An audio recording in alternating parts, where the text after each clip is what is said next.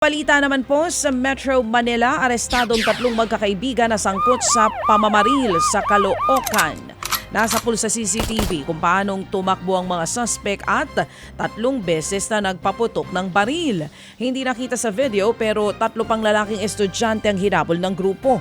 Sugatan ang isa sa mga estudyante sa tama ng bala sa tiyan. Base sa investigasyon, lasing at napagtripan lamang ng grupo na manitsit at mamaril. Naku po, nahaharap sila sa mga kasong frustrated murder at illegal possession of firearms. Sa Parañaque City, sugatan ng dalawang residente sa sumiklab na sunog doon. Mag-aalas 3 ng madaling araw nang magsimula ang sunog. Tumagal ito ng higit 2 oras at 20 bahay ang natupok. Mahigit 100 individual naman ang naapektuhan.